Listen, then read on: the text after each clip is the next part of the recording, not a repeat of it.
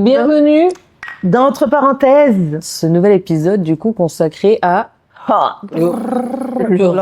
quand on ravale son vomi, souvent on dit retourner avec son ex. C'est comme ravaler son vomi. Attention, on va débattre de ça. Il y en a qui disent que oui, il y en a qui disent que non. Voilà. Et puis on va parler aussi d'une expérience parce que je sais pas toi, mais moi j'ai énormément de choses à dire. Vraiment la bonne poire. Et c'est moi. Peut-être quelques-unes, mais donc vous l'avez compris, le sujet c'est retourner avec son ex. Faut-il retourner avec son ex ou pas? Ouais. Moi, je suis mitigée sur le sujet. T'as différentes expériences? C'est même au cabinet aussi. Ah oui. Enfin, en consultation. J'ai vu plusieurs cas de figure, donc ça se discute. Je trouve qu'il y a sujet au débat. Ok. Bon, en toi, tout cas, ton avis est plutôt tranché ou? J'ai eu qu'une expérience, donc je pense que je suis un peu biaisée sur le sujet. Après, évidemment, il y a l'expérience de mes amis, ce que j'ai pu voir autour de moi en tout cas. Mais vos expériences nous intéressent aussi, donc n'hésitez pas à les dire en commentaire. On les lira et peut-être même on y réagira dans un autre épisode, parce que je pense que t'as tellement de situations différentes. Ouais, non, c'est vrai. Retour. C'est vrai. Toi, raconte la tienne. Alors, on en a déjà parlé dans, je crois que c'était le tout premier épisode, je crois des ruptures amoureuses, tout ça, et je crois que j'avais abordé le fait que j'étais sortie avec, disons-le, un gros pervers narcissique pendant peut-être 2 ans, je crois. Et il faut savoir que forcément, il m'a trompée vraiment avec la terre entière, vraiment terre entière.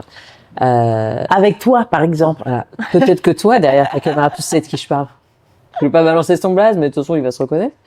Je ne te passe pas le bonjour. Et je suis toujours un peu dans le ressenti. Un peu de rancœur. Il est parti avec ma dignité, donc forcément, c'était un peu compliqué. J'aimerais bien qu'il me la rende d'ailleurs. Et forcément, s'en est suivi plusieurs ruptures en fait pendant ces 2 ans-là. Grosse dispute, etc. Et je suis revenue à chaque fois. D'ailleurs, c'est assez drôle parce que quand tu quittes ce genre de mec, t'as toutes tes copines qui disent ouais, tu fais trop bien, il te traite trop mal. Et moi, j'étais là, non, je veux juste qu'il revienne. Tu vois, vraiment, c'était très compliqué. Donc, des fois, on n'écoute pas ses amis.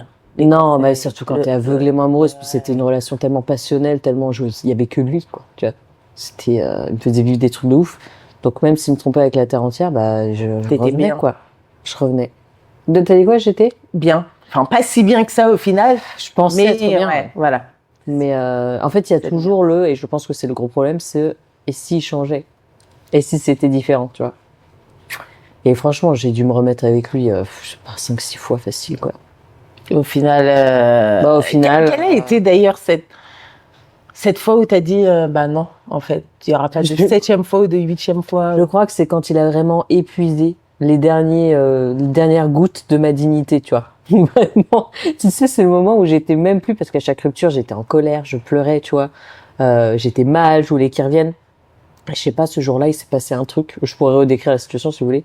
Mais j'étais vide à l'intérieur de moi. Tu sais, c'est vraiment, j'appuie plus rien, tu vois. J'étais là, je fais, c'est bon, là. Ok. Je crois que c'est bon.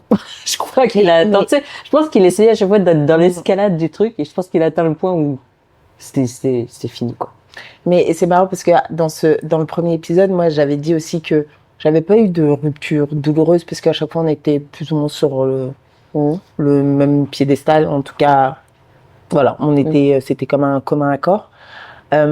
Mais les expériences de mon entourage, j'ai pas beaucoup de fois où je m'en rappelle pas, mais là, j'en vois pas, où retourner avec son ex a porté ses fruits. Alors, ça a permis de rallonger la relation pendant un certain temps, mais ça s'est soldé quand même par une séparation finale. Attention, je ne dis pas que se remettre avec son ex, ça se solde toujours par un échec. Non, parce que j'ai vu au cabinet où on a travaillé dessus, on a travaillé pour voilà, qu'ils repartent sur vraiment une nouvelle chose, qu'on a travaillé sur ce qui faisait échouer leur relation. Donc, il y a eu un travail. Donc, quand on travaille sur cette relation, on peut la développer, C'est tellement dur, je trouve. En fait, je pense que la plus grosse problématique, c'est que quand tu te sépares de la personne avec qui tu es, il y a une confiance qui se perd et c'est tellement dur à reconstruire, en fait. Je pense que c'est ça le plus dur. Ouais, mais d'avoir confiance en ta relation, en cette personne, tu vois. Oui, mais ça dépend peut-être aussi de la raison de pourquoi vous vous êtes séparés. Je crois qu'il y a qu'un couple que je connais qui s'est séparé et qui s'est remis ensemble, qui est toujours plus ou moins ensemble à l'heure actuelle. mais ils sont pas heureux, quoi. Oh, Ah ouais. moi j'en connais un, ils se sont séparés à 18 ans parce que justement, le gars dans la relation n'avait plus du tout d'estime en lui, confiance en lui. Et donc, il a un peu auto-saboté la relation. Et ils se sont retrouvés, l'histoire elle est trop belle, ils se sont retrouvés, je crois, à 40 ans. Ah ouais? Et ils se sont remis ensemble, ils se sont mariés. J'ai entendu une histoire comme ça. C'est ouf. C'est une petite anecdote mignonne aussi, parce que j'ai travaillé en laboratoire il y a quelques années. Et en fait, j'ai fait c'était un monsieur qui venait... C'était le monsieur Ouais, c'était le monsieur. Je peux pareil, une 50aine d'années, genre, tu vois. Peut-être même un peu plus vieux. Et il venait pour un dépistage de MST, en fait. Normalement, c'est quelque chose qu'on fait plutôt chez les jeunes, tu sais. À cet âge-là, t'en as rarement. Et du coup, on papote, c'était quelqu'un qui était très ouvert. Et en fait, je lui dis, je me suis permis de lui demander, je lui dis, c'est assez inhabituel que quelqu'un de votre âge demande quelque chose comme ça. Et en fait, il m'a dit, en fait, j'ai vécu aux États-Unis. En fait, il a rencontré son premier amour, il doit avoir 15-16 ans. Premier baiser et tout, genre trop mignon, machin. Et en fait, lui, la vie les a fait se séparer parce que lui, il a dû partir aux États-Unis avec sa famille. Et aux États-Unis, il a rencontré sa femme, il a eu des enfants, etc. Il a monté sa boîte et tout. Et en fait, il a divorcé de cette femme-là. Et en fait, il est retourné en France et il est retombé sur cette femme-là, donc qui avait genre son premier amour, quoi. Et en fait, ils sont retombés amoureux. Et en fait, il faisait ça parce que du coup, c'était une nouvelle relation. Et c'était tellement chou parce que la manière dont il parlait, c'était vraiment, ça a toujours été elle, quoi, tu vois. Même s'il avait aimé sa femme, tu vois, mais c'était. Et c'était une ex. Ouais. Mais je pense que dans nos deux histoires, chaque personne a cheminé, a trouvé son chemin. Oui, il n'y a pas eu de blessure de séparation. C'est ça. Le plus dur, c'est vraiment quand tu te poses la question, c'est quand il y a eu souvent quand on pense repartir avec son ex, c'est que il y a eu un problème en fait. Il y a eu soit une tromperie, soit un gros désaccord, soit une rupture de la confiance, tu vois. Et c'est ça qui est le plus dur, je pense, quand tu veux prendre la décision d'y retourner parce que tu aimes toujours cette personne au final. Mais complètement. Et d'ailleurs, c'est ça, quand tu aimes toujours cette personne et que la relation s'éteint, je pense que la nostalgie de la relation, tu t'accroches en fait à tes souvenirs et du coup, tu as envie de retourner. Comment, moi j'ai ma petite idée, mais à ton avis, quels pièges, en tout cas, sont à éviter? Parce que si, là, je suis dans ma relation, je suis en couple, tout se passe bien, et que pour une raison X, moi, je veux prendre une raison, par exemple, que je vois souvent, mais liée à la sexualité. J'ai pas de désir, j'ai pas de libido, et mon partenaire s'en lasse et me quitte, et voilà, parce que il me trouvait pas fun au lit. Et, je dis, mais, comme ça. Je m'accroche à cette relation. Parce que moi, tu vois, le partenaire, il est parti, mais moi, je l'ai pas voulu. J'ai pas décidé de cette relation. Selon toi, qu'est-ce que je pourrais faire pour, si jamais il revient avec moi, parce qu'il n'a pas trouvé mieux ailleurs, quels sont les pièges à éviter? C'est compliqué dans ce cas de figure-là parce que faut comprendre pourquoi il n'y avait pas de désir et pourquoi, tu vois. J'ai une amie qui était un peu dans ce cas de figure-là. Qui pendant des mois n'avait pratiquement plus de relation avec son compagnon et ça posait un gros problème dans le couple, ce qui a mené d'ailleurs, je pense plus ou moins aussi à la séparation. Mais il y avait aussi des gros problèmes de communication entre les deux.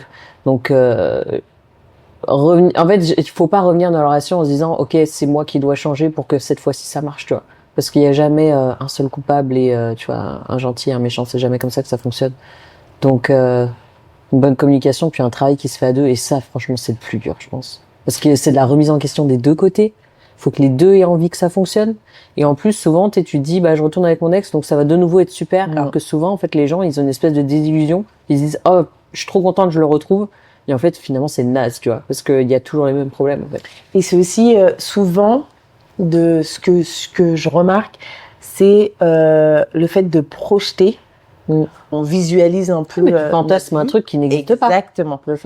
Et quand on se remet avec son ex, c'est on s'accroche aux souvenirs et à ces fantasmes du futur. Donc on se crée un imaginaire qui est souvent plus beau que la réalité. Parce que on se dit, ah chouette, la priorité c'est de récupérer ce que j'ai perdu, je le récupère et après je vais composer. Non, non, non, non. C'est limite ça, une nouvelle relation, en fait. Mais oui, déjà, faut se dire que c'est une nouvelle relation, donc faut repartir à zéro, faut redécouvrir la personne. Et même sur le plan sexuel, faut se redécouvrir soi, redécouvrir la personne, faire comme si on se redésirait, comme si on se draguait de nouveau. Ah, ça me fait penser à quelque chose pour la suite. Mais vas-y, je te laisse terminer. Et vraiment, c'est ça qui est important, selon moi, pour repartir sur des bonnes bases. Mais en vrai, on le fait pas. Non. On le fait pas parce on planifie pas et on est dans l'action. On est dans l'action, donc on récupère. La priorité, c'est je récupère celui qui est parti, celui qui m'a échappé, et j'essaye de sécuriser ma relation, mais pas en travaillant sur moi ou sur lui, soit parce on s'accroche à nos peurs, donc on essaye d'être ce que l'autre personne veut, et du coup on n'est plus soi-même et on se perd un peu dans notre relation, on n'ose plus rien faire, on marche un peu sur des œufs. Ou soit on se laisse driver, mais de manière non sereine, en se disant bon, est-ce que ça va là ou ouais, t'as peur de faire une erreur. Confiance, ben oui. Je rebondis sur ce que tu dis quand tu disais faut se redécouvrir même au niveau de la sexualité, tout ça. Débat qui je pense que beaucoup de gens vont être d'accord parce que moi je l'ai expérimenté et je l'ai vu à travers mes copines. Le sexe avec un ex quand on est encore séparés. Bon. C'est quand même un truc de ouf. Et je sais pas si c'est ce côté un peu interdit, du genre, on n'est plus ensemble, mais en même temps, on se connaît, donc en même temps, le sexe, c'est super. Et t'as plus un peu ce poids de cette relation, en fait, qui est un peu merdique, parce que du coup, on est libre, chacun de notre côté. Et en fait, je trouve que c'est ça aussi qui déclenche souvent l'envie de se remettre avec la personne. Et en fait, on se rend compte que ça a rien réglé du tout. Et je sais pas si t'as déjà expérimenté ça, de recoucher avec quelqu'un avec qui tu étais, mais sans retourner avec lui. Et qui du coup en fait c'est une sexualité qui est quand même plus libre, plus complètement. Avec mon mari, je l'ai expérimenté. parce que vous étiez séparés à un moment et il est toujours derrière la caméra. Oui, je fais style qu'il est pas là, mais ouais, ça nous est arrivé. Ouais. Bon, il y a longtemps, au tout début de notre relation. Mais est-ce que tu peux te baser sur ça pour dire que ça va marcher, tu vois? Il n'y avait pas de problème dans notre sexualité avant qu'il se passe ça. Donc, c'était toujours incroyable. Donc, ça l'a été après. Mais je sais que j'ai reçu des couples au cabinet où ça n'allait pas sexuellement. Donc, ils venaient me voir et la peur de se séparer, la peur de quitter ce qu'on a créé ensemble. Parfois, il y a des enfants, il y a une famille. Donc aussi, voilà, c'est... Parfois, mettre un point final aussi, c'est s'éloigner de ce qu'on avait projeté, de la vie familiale dont on rêvait. Et ils arrivent pour justement un peu me dire, bon, qu'est-ce qu'on fait? Parce que j'ai pas de libido, elle me réclame tout le temps, ou l'inverse. Et souvent, ce qui arrive quand on n'a pas de libido, c'est qu'on prend un panier, c'est comme si on mettait tout. J'ai pas de libido, donc j'ai plus de désir, mais si j'ai plus de désir, et que c'est peut-être que je suis plus excitée. Si je suis plus excitée, c'est que je l'aime plus. Si je l'aime plus, faut peut-être qu'on se sépare, mais j'ai peur de me séparer. Et on met tout ça dans le même panier. Donc déjà, rassurez-vous si ça vous arrive, et si vous vous reconnaissez, avant d'arriver à cette étape, il y a plein de choses à travailler.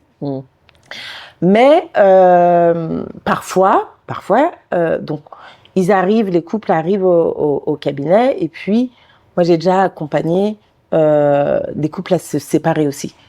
Parce que, donc ils cherchent un accompagnement dans leur séparation. En fait, ils arrivent en me demandant qu'est-ce qu'on fait. Et donc moi je suis pas là pour vous dire ce que vous allez faire. Par contre, je suis là pour vous apporter des outils. Vous arrivez avec un outil chacun et vous vous sentez limité. Le but, c'est que quand vous ressortez, quand on se voit plusieurs fois et quand vous repartez avec 20 outils et après, vous piochez. Après, voilà, vous faites vos propres choix. Moi, mon rôle, c'est pas de leur dire tu vas faire ça, tu vas faire ça. Par contre, j'ai mon regard extérieur et du coup, je vais leur dire, c'est quoi? On en revient, mais encore aux valeurs. Quels sont les problèmes? Qu'est-ce que vous reprochez? Est-ce que vous êtes d'accord avec soi? Comment vous pouvez résoudre les problèmes? Et parfois, en fait, d'eux-mêmes, ils se rendent compte que peut-être qu'on peut les résoudre, les problèmes, mais on n'a pas envie de mettre notre énergie là-dedans. Est-ce que pour On a toi, fait notre temps. le fait d'avoir des enfants, d'être marié, d'être propriétaire par exemple, c'est une raison suffisante pour pouvoir donner une seconde chance à ton partenaire? C'est une vraie question. Il y a pour donner une seconde une chance. seconde chance. Je croyais que tu me disais pour ne Vous pas êtes se marié séparer. depuis, je sais pas, 20 ans, vous avez des enfants qui sont déjà... Mais une seconde chance, ça veut dire qu'il a fait une bêtise? Pas forcément, tout dépend du contexte. C'est ce que, on peut parler de tromperie, mais on peut parler aussi peut-être du manque de désir ou de la routine, souvent qui s'installe après des années, qui mène parfois à la tromperie. C'est une vraie C'est question. pas un manque d'amour, c'est la tromperie, C'est une vraie plutôt un manque de désir Ouais. et de flamme entretenue. Est-ce que du coup le fait d'avoir, parce que ça c'est une grosse question, il y a beaucoup. Alors, de moi, gens ce qui me gêne dans ta question, Mhm. c'est si tu m'avais demandé est-ce que c'est une bonne chose de refaire confiance, de redonner une chance, pardon, Ouais. à son partenaire, je t'aurais dit oui. Mhm. Là, tu m'as dit s'il y a une famille, Ouais.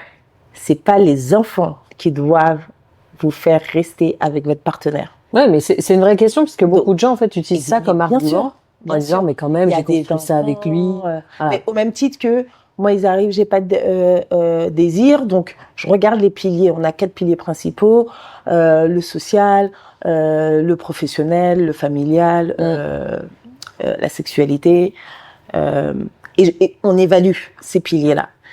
Et parfois, ils arrivent, donc ils me disent ça, et je vois que sur le pilier professionnel, il y a rien qui va.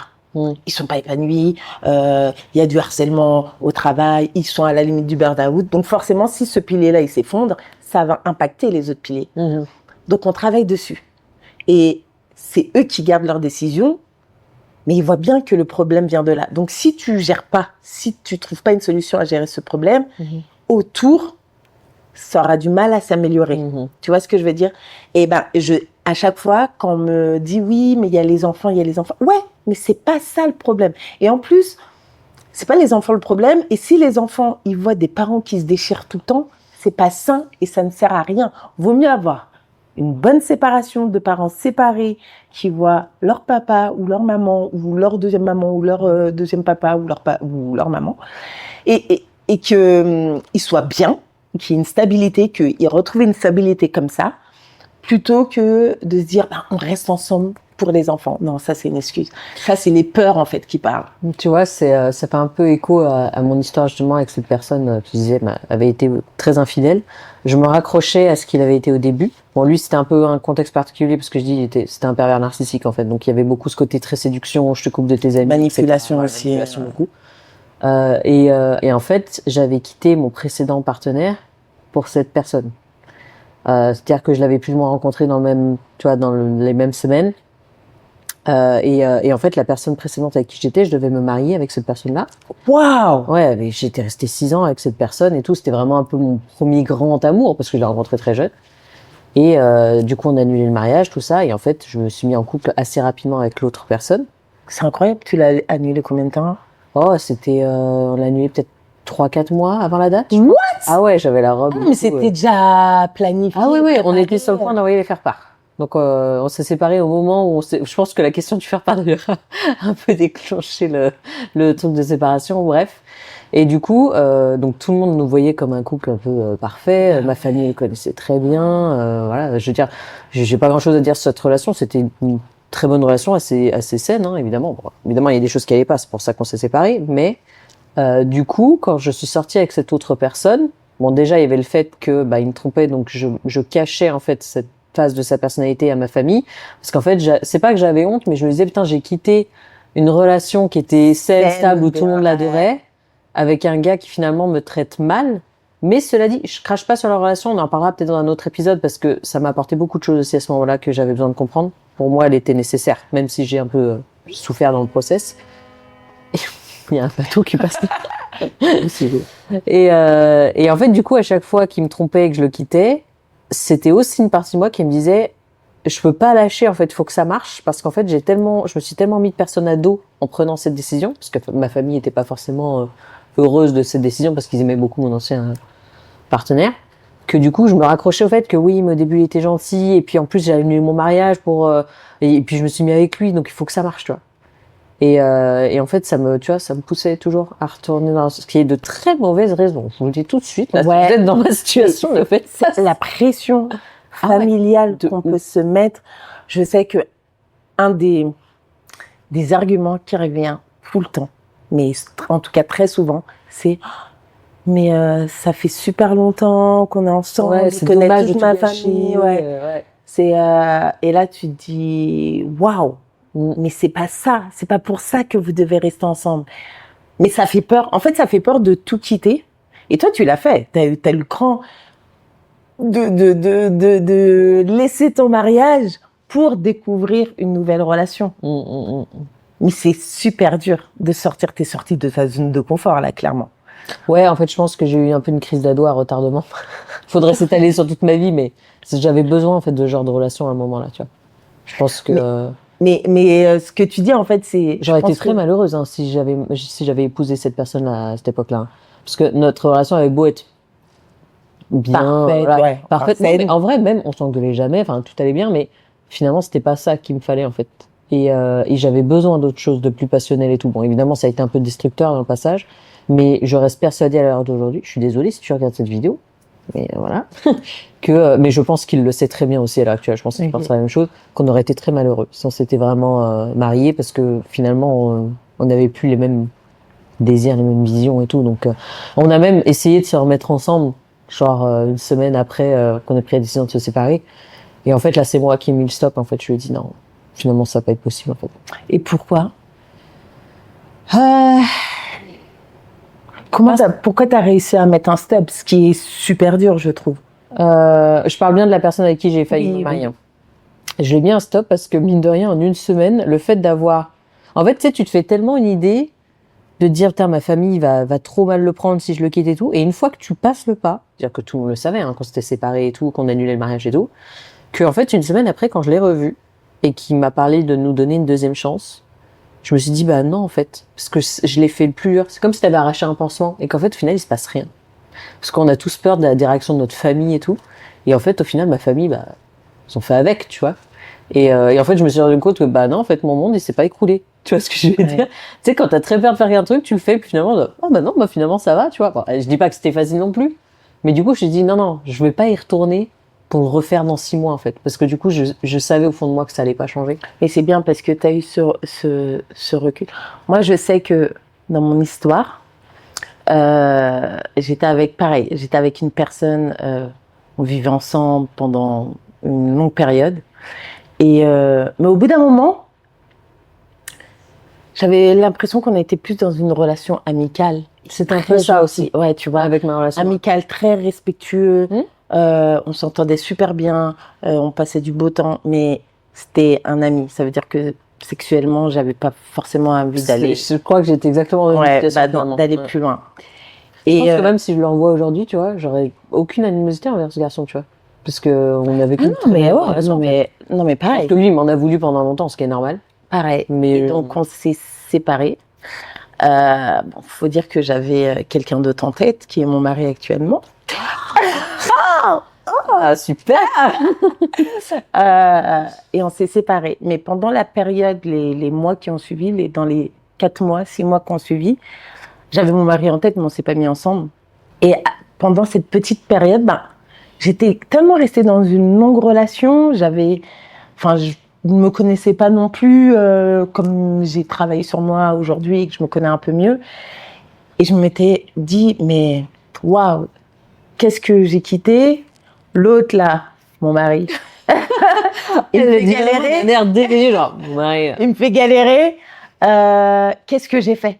Et en fait, à ce moment-là, je me suis sentie un peu seule. Et ma famille aussi qui disait, pourquoi t'as fait ça? En fait, t'étais dans une super relation, tout le monde l'appréciait, tout le monde l'aimait. Pourquoi t'as fait ça? Ils t'ont dit ça?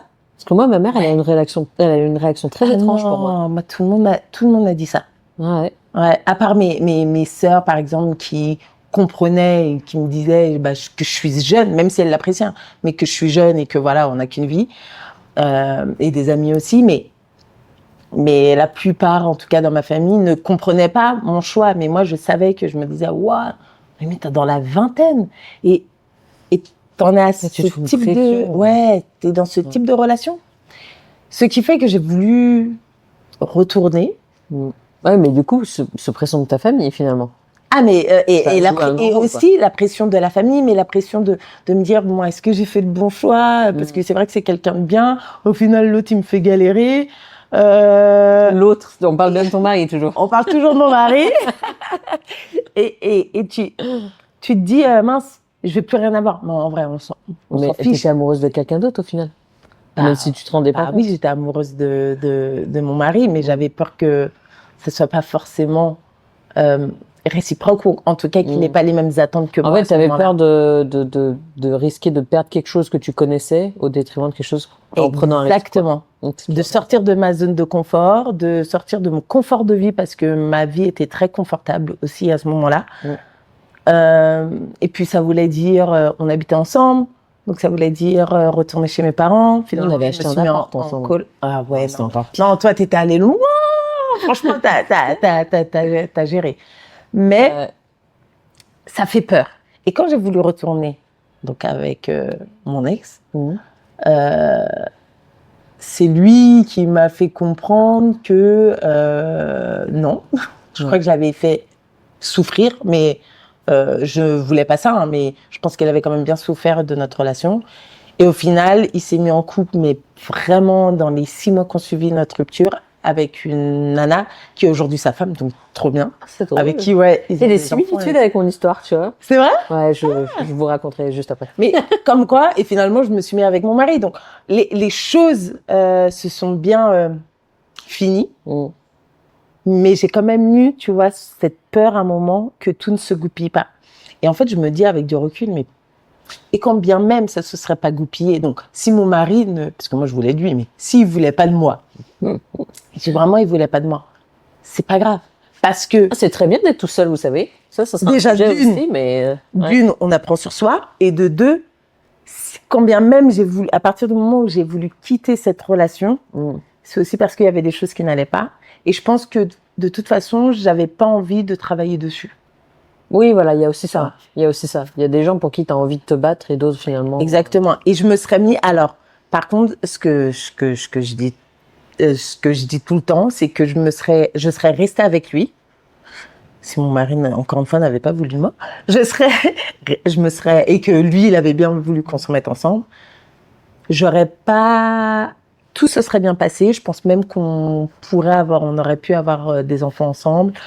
Ça aurait été une vie bien, confortable, mais je pense que j'aurais pas eu le niveau d'excitation dans ma vie que j'ai actuellement, l'équilibre que j'ai actuellement. On est sortis avec le même gars ou quoi? Ouais, bah, peut-être que... À discuter en off. C'est assez rigolo ce que tu dis, parce que moi c'était pareil en fait, c'était une relation, on est restés 6 ans ensemble et on était devenus plus amis que réellement amants, dire que même niveau vie intime c'était pas ouf. Hein. Et mais par contre, tu vois, quand je l'ai quitté, je m'attendais justement à ce que ma famille ne comprenne pas et tout, parce qu'ils étaient quand même très attachés à lui. Il faisait vraiment partie intégrante de la famille, tu vois. Attention, il n'est pas de ma famille, il fait partie. Je le dis. Et en fait, ma mère, le premier truc qu'elle a fait, c'est qu'elle m'a dit, bah c'est pas lui. Et en fait, moi, j'étais là du genre, c'est tout quoi. Très bonne réaction. Voilà. Et en fait, c'est bête, mais c'est une phrase. Elle était tellement calme et pourtant elle était très attachée à lui. Hein. Et en fait, ça m'a tellement rassurée, tu vois. Je me suis dit, bah ouais, du coup. Mais ça, c'est une super bonne réaction et je pense que c'est celle qu'il faut avoir en se disant, mais c'est pas grave si tu quittes ce que tu as créé jusqu'aujourd'hui, c'est qu'il y a une raison. Va juste chercher cette raison pour l'améliorer. C'est ça. Et si tu travailles dessus, que ton ex revienne, tu sauras probablement redémarrer une nouvelle relation. Mais je dis bien, c'est peut-être la même personne, mais toi, tu auras évolué. Donc, ce ne sera pas la nouvelle relation. Et ça, il faut le garder en tête. Il faut se dire que, OK, c'est mon ex, mais il faut lui faire comprendre que tu es une nouvelle personne et que lui, il faut qu'il ait évolué comme ce que tu souhaites pour vous équilibrer. Ça, c'est un autre cas de figure aussi, tu vois, parce qu'on a parlé de la tromperie, le fait qu'on devient plus amis que amants. Mais il y a aussi ça, c'est on se sépare parce qu'on n'est pas encore sur le même plan dans notre vie. Et ça se voit énormément, surtout à notre âge là. Moi, je me rends compte parce que j'ai des amis qui sortent avec des hommes plus jeunes, par exemple, ou même des femmes plus jeunes. Et du coup, bah, tu sais, on n'en parle pas assez, mais le palier 25-30, je trouve qu'il y a quand même une énorme différence. Quand t'as une personne de 30 ans qui sort avec quelqu'un de 25, on dirait pas comme ça, on se dit, ouais, on est déjà adulte, entre guillemets, 5 ans, c'est pas énorme. Ouais, c'est pas les mêmes attentes entre parfois. 25 et 30 ans. Et j'ai plusieurs amis dans ce cas de figure actuellement et qui ont du mal, justement, à s'accorder et qui, bah, parfois se séparent ou qui ont du mal à se séparer ou qui savent pas quoi faire. Comment on fait? Est-ce que ça vaut le coup, du coup, de poursuivre une relation avec quelqu'un quand tu es dans ce cas de figure parce qu'il y a de l'amour, il y a quand même une histoire qui s'est construite, mais on sait qu'il manque quelques années de maturité, tu vois ce que je veux dire, pour que la relation fonctionne. Moi, souvent, je dis que c'est comme si toi, tu étais à la version 6.0 et que l'autre est encore à la version 3.9. Exactement, c'est pas qu'ils sont pas compatibles, mais c'est vraiment qu'il n'a pas fait sa mise à jour. Ouais, voilà. Mais c'est quoi la solution? Enfin, je dis il parce que en fait, c'est parce que j'ai des patients en tête. C'est pour ça. Donc je dis il, mais ça peut être elle parce qu'elle n'a pas fait. J'ai eu les deux cas de figure, moi. Moi aussi, mais c'est juste, je pensais en fait à un couple. Mm. Et alors ça peut fonctionner, mais il faut avoir conscience de ça. Moi, souvent, je dis, vous pouvez commencer à travailler ensemble, mais c'est toujours bien d'aller voir un professionnel à côté, que ce soit un sexothérapeute, un psychothérapeute, parler à, je sais pas moi, votre médecin de famille, mais d'avoir un regard extérieur en fait, d'avoir quelqu'un qui vous dit, ok, stop, on s'arrête là, et on fait le bilan, on remet les choses à plat, on recherche notre équilibre parce que on ne peut pas soi-même dans son couple avoir ce regard extérieur. Dans une autre émission, on parlait de charge mentale. Bah, ne vous rajoutez pas cette charge mentale de vouloir gérer, planifier, avoir ce focus, ce recul aussi sur votre couple. Mais tu peux pas forcer la personne à devenir plus mature. C'est très frustrant, tu vois. Non, parce mais que par exemple, tu peux t'épanouir. en fait, ça va être ton jugement. Si on est en couple et toi, tu as l'impression que je suis pas assez mature pour toi, c'est ton jugement. Moi, je veux pas me sentir forcément immature. C'est peut-être parce que moi, toi, tu as envie de prendre un certain chemin et moi, pour l'instant, j'ai envie de continuer dans ce chemin-là. Et j'ai pas forcément envie de changer, tu vois, et de prendre le même que toi. Donc, c'est à ce moment-là que c'est bien d'aller voir quelqu'un pour dire OK, parce que t'auras peut-être pas toi aussi le recul pour évaluer tout ça. Donc de voir quelqu'un qui te dit ok, toi t'en es là et toi tu désires ça. Toi tes valeurs, ta priorité là dans tes valeurs c'est tac tac tac. Lui c'est ça. Ça ne veut pas dire que jamais de la vie il va être en alignement avec tes valeurs et il va te rejoindre dans ton chemin. Mais pour l'instant il est bien à sa vitesse. Et il n'a pas envie de faire sa mise à jour. Il est bien. Est-ce que ça marche? Est-ce que tu as déjà vu des couples du coup sortir de ça? Alors oui, parce que parfois quand tu leur dis, l'un et l'autre comprennent. Ce qui fait que l'autre finalement finit par faire une petite mise à jour. Et la deuxième personne, comme elle voit qu'il y a des choses qui sont mises en place, qui changent, en fait, elle diminue ses attentes aussi. Elle arrête d'être trop exigeante. Et elle se ressent sur elle. Donc là, ça fonctionne parce que ils se rééquilibrent indirectement et inconsciemment.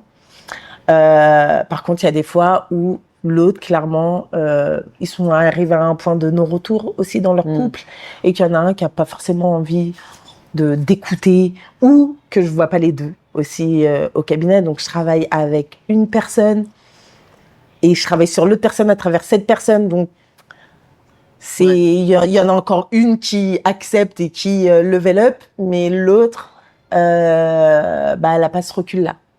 Donc c'est ça un peu qui parfois peut biaiser et rendre.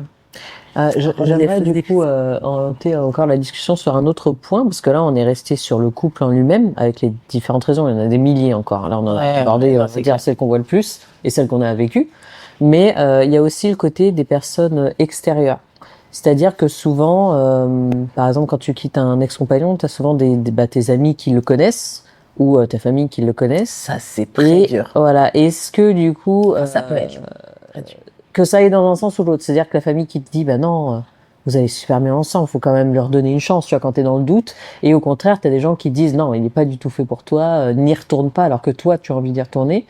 comment on gère en fait un peu ce regard extérieur à ton couple, tu vois? Bah, je pense que ce qui est difficile, c'est que quand parce que là, on parle de situation, mais quand tu la vis, cette situation, t'es perdu.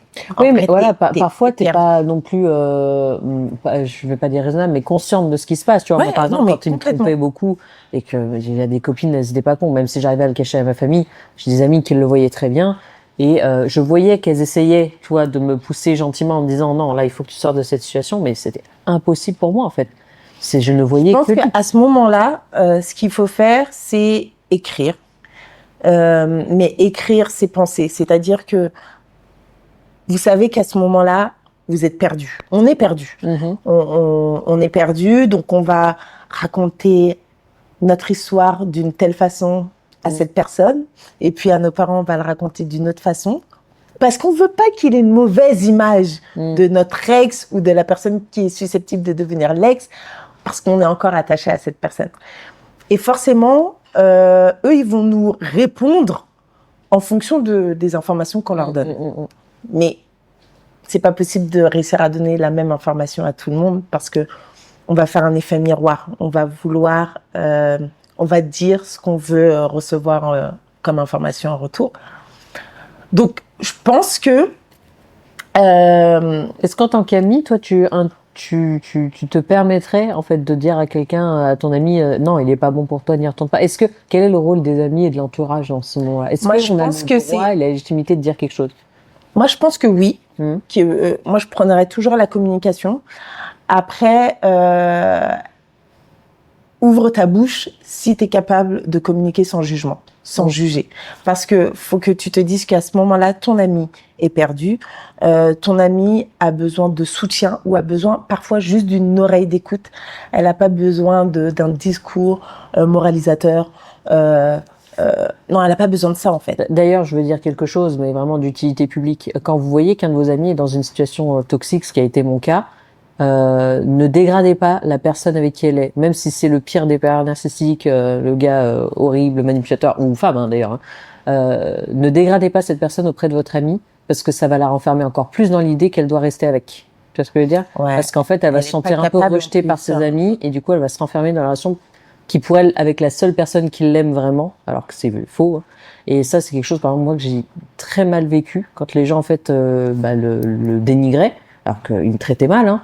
Et en fait, moi, ça me coupait encore plus de mes amis, alors que ça aurait été les seuls, finalement, à pouvoir me sauver un peu de cette situation. Alors que tu te renfermes. Moi, je pense qu'en tant qu'ami, le bon truc à faire, c'est de poser une question. Si tu sais pas quoi dire, si tu sais pas quoi faire, reste juste neutre en posant des questions. Ah ouais, mais tu te sens comment? Tu vois, pas forcément des questions. Tu penses qu'il t'a trompé, mais t'es sûr qu'il t'a pas trompé? Non.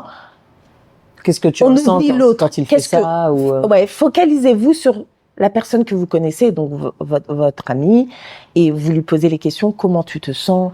Comment t'envisages la suite? Qu'est-ce que toi, là, t'aimerais? Parce que ce qu'il faut essayer de faire sortir chez la personne, c'est vraiment qu'est-ce qu'elle ressent, ces émotions-là, qu'elle garde au fond d'elle, parce qu'elle va pas se rendre vulnérable et tout dire. Non, elle a des émotions à l'intérieur. Donc, comment elle se sent? Aidez-la à verbaliser ses émotions. Et je pense que déjà ça, c'est énorme. C'est énorme et ça peut aider la personne à prendre conscience qu'ok, là, je suis très mal. Là, j'ai peur. J'ai peur de ça, j'ai peur de ça, j'ai peur de ça. Et elle va peut-être voir au bout d'un moment que c'est ses peurs qui la freinent et faire sortir et aller chercher ce qu'elle veut vraiment. C'est pour ça qu'on disait que quand on retournait avec son ex, c'était vraiment une nouvelle relation, parce que rien que le fait de sortir de la relation, qu'il y ait une rupture, t'as tellement un regard, même quand t'es seul. En fait, c'est comme si tu sortais d'une boîte et que tu la regardais d'en haut, tu sais, putain, mais oui, c'était comme ça, en fait. Et quand tu reviens, si tu décides de revenir, tu as un œil complètement différent. Et en fait, t'arrives beaucoup plus à voir ce qui va pas, parce que rien que dans mon histoire, quand je quittais la personne avec qui j'étais, je revenais, je voyais encore plus quand elle me trompait, tu vois. Je détectais les signes à 15 000, parce qu'en fait, à chaque fois que même si on se séparait et que je voulais revenir, je voyais encore plus ce qu'il faisait et tous les signes, tu vois. Et je me souviens que du coup, tu m'avais posé la question, qu'est-ce qui a fait que je suis partie définitivement? Je me souviens, c'était un matin. Franchement, j'y pense maintenant, je rigole, même si sur le moment, je rigolais pas du tout. Et en fait, on dormait, enfin, je me réveille le matin et tout pour aller au taf, et il y avait son téléphone, le fameux téléphone, qui était du coup posé sur ce truc, et je vois un Snap, je le redis, je crois que je l'ai déjà dit dans le truc app de Charo. Voilà. On a désinstallé Snap. Un homme qui a Snap, faut pas lui faire confiance. Et je vois le nom d'une fille de ma salle de sport.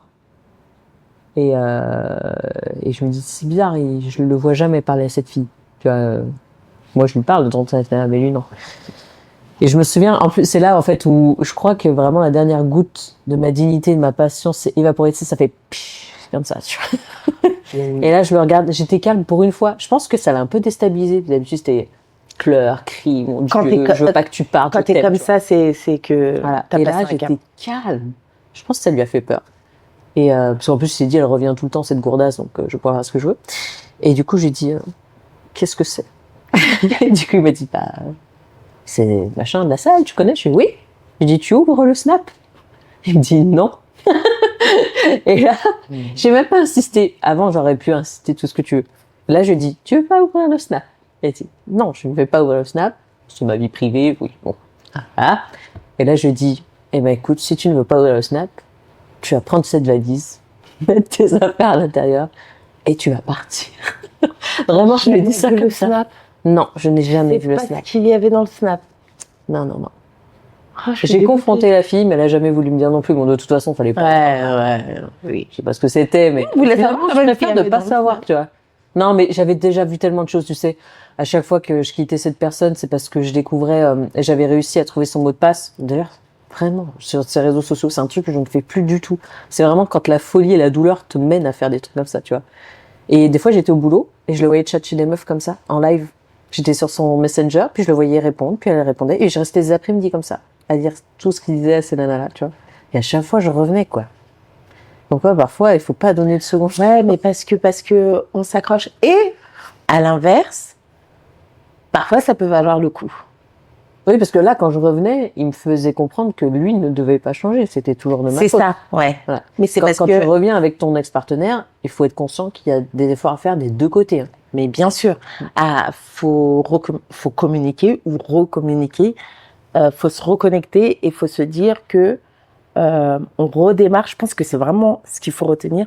On redémarre une nouvelle relation. On continue pas Non. l'ancienne relation. Oubliez ça. Qu'il y ait des enfants ou qu'il n'y ait pas d'enfants d'ailleurs. On stoppe une relation et on en redémarre une nouvelle. Ouais. Avec la même personne, puisque voilà. Mais il y a eu un pont là. Il y a eu un pont et là, on redémarre. C'est dur parce que t'as l'impression de connaître cette personne sur le bout des doigts, tu vois. Donc, en fait, t'anticipes déjà des réactions alors que potentiellement, elle va réagir différemment. Mais oui, mais il faut savoir qu'on apprend à connaître une personne toute une vie. Ouais, On ça, apprend à se connaître soi-même toute une vie. Même dans les amitiés, même votre meilleure amie, vous allez continuer à la connaître face à des peut-être situations qui ne sont jamais arrivées. Et donc, vous allez dire, ah ouais, donc elle a réagi comme ça. Ça peut être un deuil ou je sais pas, une promotion, on sait pas. Mais on apprend toujours à connaître une personne. Je connais des couples mariés qui étaient très malheureux, qui ont divorcé. Ils y passé 3-4 ans. Et ils se sont Chacun de leur retrouvés. côté. Ouais. Ils ne revivent pas ensemble. Ils restent divorcés, mais ils sont extrêmement heureux. Et moi, j'en suis sûre que c'est parce qu'ils ont réussi exactement à pointer du doigt ce qui n'allait pas. Et aussi, ils ont pris en maturité et qu'ils se sont dit, l'herbe n'est pas forcément plus verte ailleurs. Non. Mais on va la rendre celle qu'on a. En tout cas, on va se contenter de celle qu'on a. Et on va la rendre plus jolie, plus harmonieuse. D'ailleurs, il n'y a pas de règle. Hein. Parce que souvent, il y a aussi ce cas de figure, c'est qu'on se sépare de son partenaire parce que aussi, la société nous dit, voilà, un couple, c'est... deux personnes, ils vivent ensemble, tac, voilà, ils sont ensemble, ils emménagent ensemble. Après, la suite logique, c'est les enfants, le mariage, tu vois tout ce que je veux dire. Mais et souvent, ça peut mener à des ruptures parce qu'ils essayent pas autre chose. Et il faut savoir que, bon, déjà, faut se détacher du regard des gens. Je sais, c'est plus facile à dire qu'à faire. Mais parfois, votre image du couple idéale pour vous et votre partenaire ne sera pas la même que celle qu'on attend. C'est-à-dire que vous allez peut-être vous séparer de quelqu'un parce que vous avez acheté un appart, puis au final, ça marche pas. Il y a plus d'intimité, il y a une espèce de pression, et qu'au final, peut-être que votre fonctionnement de couple, c'est d'avoir chacun son appart. Ou, je sais pas, tu vois, enfin, il y a différentes manières de faire, et c'est pas parce que vous n'habitez pas ensemble que vous n'êtes pas un couple en fait. Faut pas avoir peur en fait de sortir un peu des codes, ouais. Des codes qu'on nous a aussi, que la société nous amène, que notre éducation nous amène. Et moi, ça me fait penser à une amie qui était en couple. Ils venaient d'acheter, mais vraiment, ils venaient d'acheter. Le lendemain, elle s'est rendue compte qu'elle aimait une fille. Et du coup, elle a eu le courage de revendre l'appartement, de se séparer et de se mettre avec la fille. Bon, ça n'a pas duré, mais j'ai trouvé ça d'un courage qui est incroyable, parce que déjà, par rapport aux parents, sortir aussi de... Parce que là, tu fais un coming out et une séparation en même temps, full package. Il faut le gérer auprès de la famille, auprès des amis, auprès de son compagnon qui... Mais au final, bon, même si j'imagine que ça n'a pas dû être facile, au final, il se passe rien. Tu vois ce que je veux dire ? C'est toujours comme ça, tu dis ouais c'est terrible sur le moment parce que je vais affronter les regards et au final tu te rends compte que c'est 15 fois moins terrible que ça. Parfois ça permet de faire le tri aussi. Le tri dans son entourage, parce que des fois on a des personnes, on n'est pas très bien entouré et on le sait pas forcément. Oui, parce que les gens qui vous disent, ça j'en ai entendu parler aussi, moi je te parle plus parce que tu sors plus avec lui alors que c'est ta propre sœur, tes parents parce qu'ils adorent leur gendre et tout. Ou leur belle-fille, ça c'est pas possible en fait. C'est pas vous qui êtes dans... C'est pas vous le problème là, c'est votre famille et rappelez-vous ça, c'est pas parce que c'est votre famille que vous devez garder des liens, d'accord ? C'est quand c'est pas bon pour vous, c'est pas possible quoi. Donc ce qu'on pourrait retenir, c'est que on se remet pas avec un ex pour des enfants, pour sa famille, pour ses amis, qu'il faut vraiment se recentrer sur soi-même. C'est très dur à faire soi-même. Même moi, m'auto-évaluer, faire un travail sur moi seule, c'est assez limite. C'est très compliqué. Donc, n'hésitez pas à aller voir un professionnel de santé pour avoir juste un regard extérieur. En fait, on devrait tous avoir notre psychothérapeute, notre sexothérapeute, juste parce qu'on sait que dans notre vie, à des moments, non, là, j'ai besoin d'aller vite fait avoir... de se recentrer, d'avoir un contrôle technique là. Exactement, un petit regard extérieur. On fait des check-ins chez le gynéco. Oui. Régulièrement. Donc pourquoi on ne checkerait pas notre santé mentale, franchement. C'est vrai.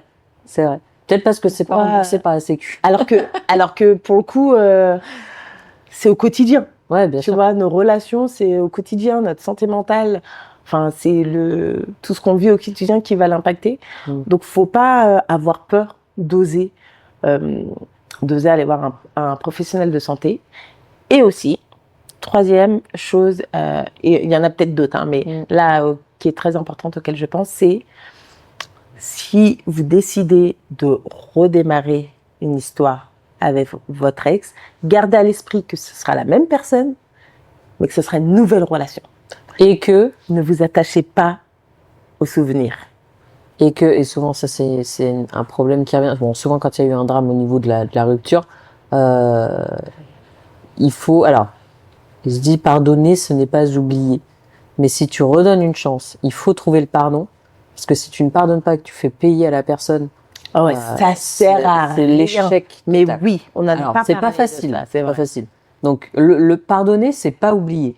Faut vraiment. Ça veut pas dire qu'on vous demande pas d'oublier. Parce que si t'as besoin d'en reparler avec lui en disant je repense à ça, ça me met en insécurité, machin. C'est ok. C'est ok. Par contre, lui dire non du coup je veux ton code je veux ton code de téléphone parce que je te fais plus confiance. Il s'est passé ça. Ça sert à rien.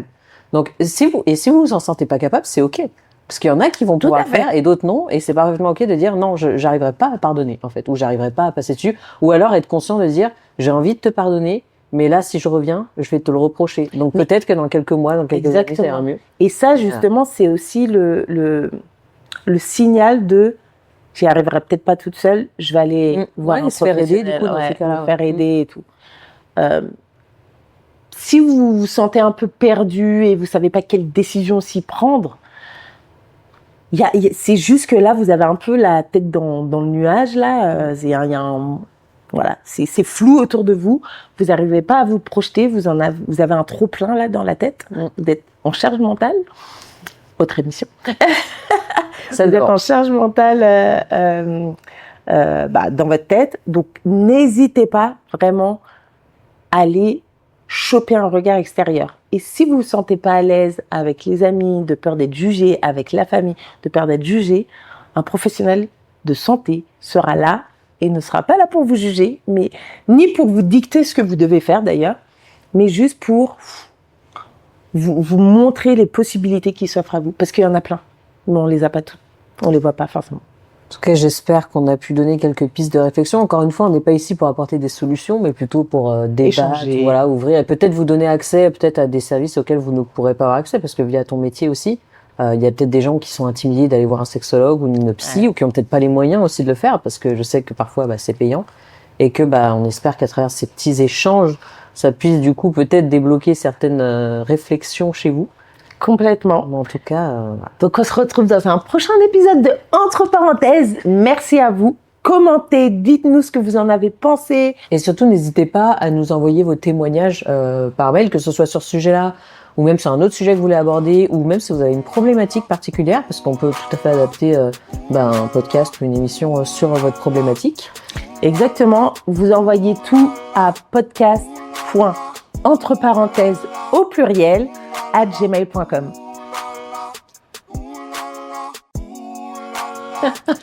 On vous dit à très bientôt. À très bientôt. Ciao. Ciao.